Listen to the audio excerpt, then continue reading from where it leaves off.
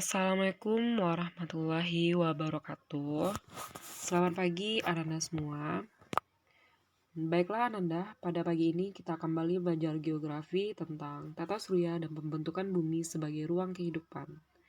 Namun, pada sub bagian ini kita akan membahas 3 bagian saja. Yang pertama, matahari beserta strukturnya. Yang kedua, pengaruh revolusi dan rotasi bumi. Dan yang ketiga adalah peredaran bulan.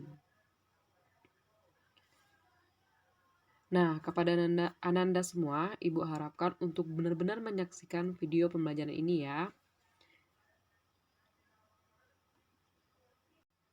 Matahari merupakan bintang yang paling dekat dengan bumi. Atau, matahari adalah bintang yang berupa bola gas panas dan bercahaya yang menjadi pusat sistem tata surya. Nah, yang pertama, jarak dan ukuran matahari. Yang pertama, jarak terdekat matahari ke bumi sekitar 147,5 juta kilometer. Yang kedua, jarak terjauhnya apelium sekitar 152,5 juta kilometer. Yang ketiga, jarak rata-rata 150 juta kilometer. Yang keempat, waktu yang dibutuhkan oleh sinar matahari untuk sampai ke bumi adalah 500 detik atau 8,33 menit. Dan yang terakhir, jarak antara matahari ke bumi disebut satu satuan astronomi atau 1 SA atau 1 AU Astronomic Unit. Yang ke-B, suhu dan warna matahari. Suhu inti mencapai 14 juta derajat Celcius atau lebih. Suhu permukaan antara 5.000 derajat Celcius dan 6.000 derajat Celcius. Warna di pagi atau sore hari kemerah-merahan itu merupakan suhu rendah. Warna pada siang hari putih kekuning-kuningan merupakan suhu tinggi. Selanjutnya, yang C, energi matahari. Proses pembentukan energi melalui reaksi inti hidrogen helium sintetis. Dalam reaksi ini, 2 inti atom hidrogen bergabung membentuk 1 inti helium. Massa 1 inti helium lebih kecil daripada massa 2 inti hidrogen, sehingga dalam reaksi terjadi kehilangan massa. Massa yang hilang berubah menjadi energi berupa panas dan cahaya. Nah, baiklah Ananda, kita masuk yang ke D, susunan matahari atau struktur dari matahari. Yang pertama itu seperti terlihat. Yang ke A, atmosfer matahari. Atmosfer matahari adalah lapisan paling luar dari matahari berbentuk gas terdiri atas 2 lapisan, yaitu kromosfer, dan korona. Ini adalah korona. Kromosfer yang ini merupakan lapisan atmosfer matahari bagian bawah yang terdiri atas gas yang renggang berwarna merah dengan ketebalan sekitar 10.000 km.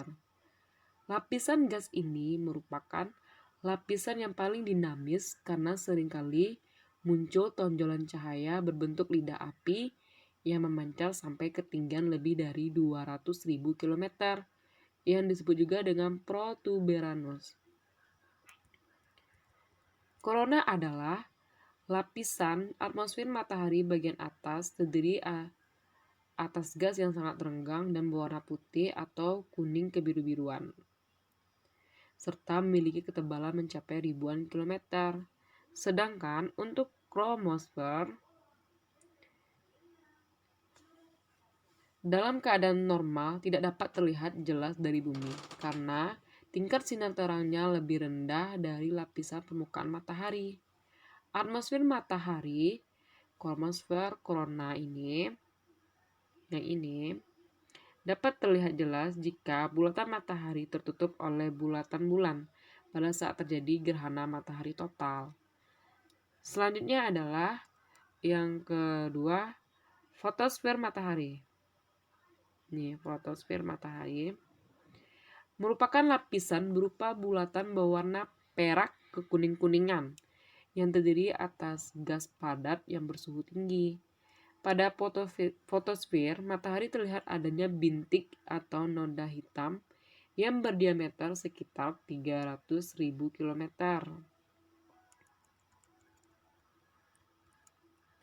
Nah, selanjutnya yang ketiga adalah inti matahari atau nama lainnya barisfer. Inti matahari adalah bagian dari matahari yang letaknya paling dalam, berdiameter sekitar 500.000 km dengan tinggi temperatur sekitar 15 juta derajat Celcius. Nah, pada bagian inilah berlangsung reaksi inti menyebabkan terjadinya sintesis hidrogen menjadi helium dengan karbon sebagai katalisatornya. Oke Ananda, untuk lebih pahamnya, coba perhatikan video berikut ini ya.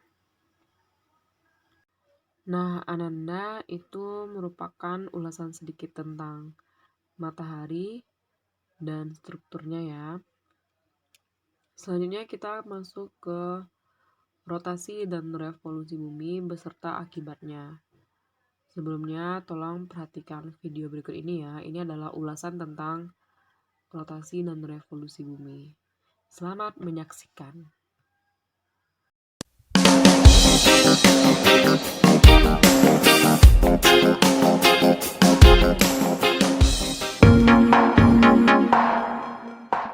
Bumi mengalami dua gerakan, yaitu gerakan rotasi dan gerakan revolusi.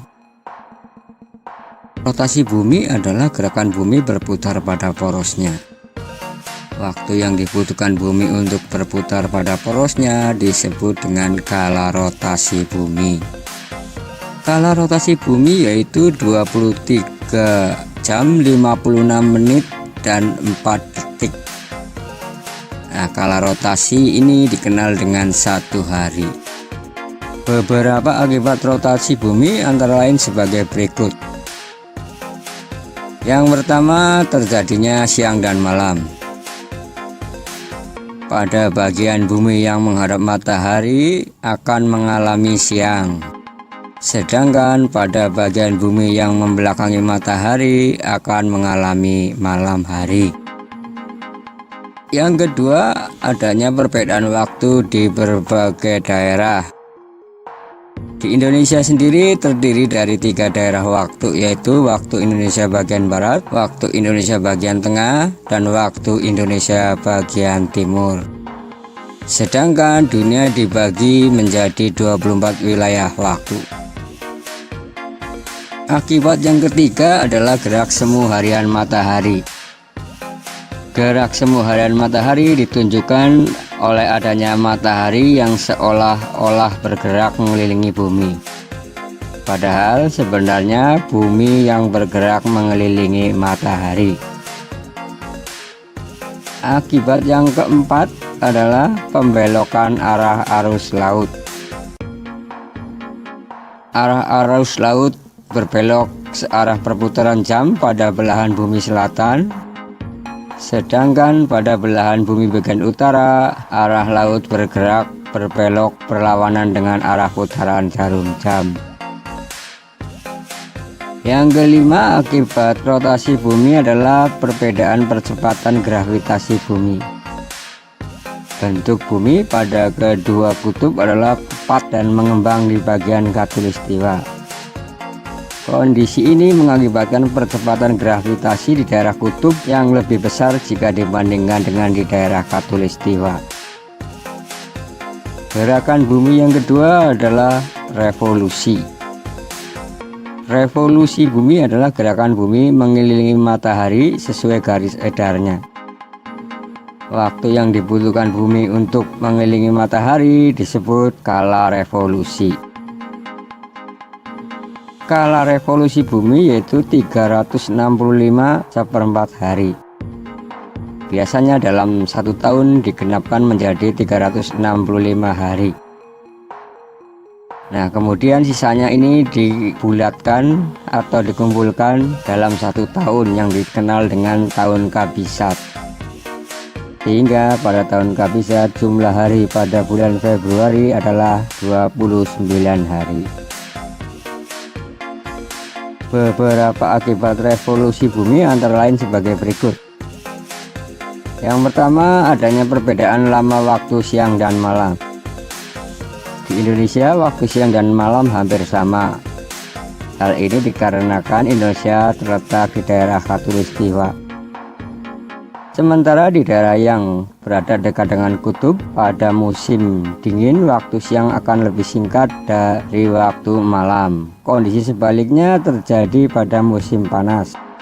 Waktu siang akan lebih lama daripada waktu malam. Yang kedua adalah adanya perubahan rasi bintang. Rasi bintang di langit akan terlihat berbeda pada setiap bulannya. Hal ini terjadi akibat revolusi bumi.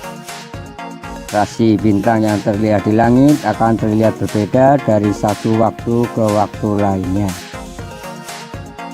Yang ketiga adalah adanya gerak semu tahunan matahari. Gerak semu tahunan matahari dapat diamati melalui posisi matahari dalam satu tahun. Suatu waktu matahari terbit dari timur agak sedikit ke utara. Suatu waktu matahari dapat terbit dari timur dengan bergerak agak ke selatan. Akibat yang keempat adalah adanya perubahan musim. Indonesia terletak di daerah khatulistiwa sehingga hanya mempunyai dua musim, yaitu musim kemarau dan musim hujan. Beberapa negara yang terletak dekat dengan kutub bumi, baik kutub utara maupun kutub selatan, memiliki 4 musim. Keempat musim tersebut adalah musim dingin, musim semi, musim gugur, dan musim panas. Nah, demikian penjelasan mengenai revolusi dan rotasi bumi. Semoga video ini bermanfaat. Terima kasih.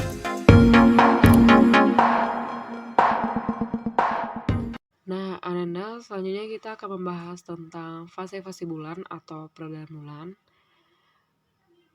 Mungkin pada kesempatan ini Ibu lebih banyak menggunakan video, karena kalau dengan slide PowerPoint kan agak sedikit rumit ya, dengan gambar-gambarnya. Jadi oleh karena itu Ibu menggunakan medianya melalui video saja ya. Selamat menyaksikan dan Ibu harap Ananda semua paham. Siap semua teman-teman, kita simak penjelasannya. Fase bulan adalah perubahan bentuk bulan dilihat dari bumi. Fase-fase bulan tersebut adalah fase bulan baru, fase bulan sabit, fase bulan separuh, dan fase bulan purnama. Bulan tampak oleh mata karena memantulkan cahaya matahari. Bentuk bulan yang terlihat oleh bumi selalu berubah setiap hari, mulai dari tidak nampak, kemudian muncul bulan sabit, dan akhirnya berubah menjadi bulan purnama pada hari ke-14 atau ke-15. Bulan purnama mengecil kembali menjadi bulan sabit dan hilang pada hari ke-29 atau ke-30. Fase bulan berulang setiap 29 hari, bulan sinodis atau komariah.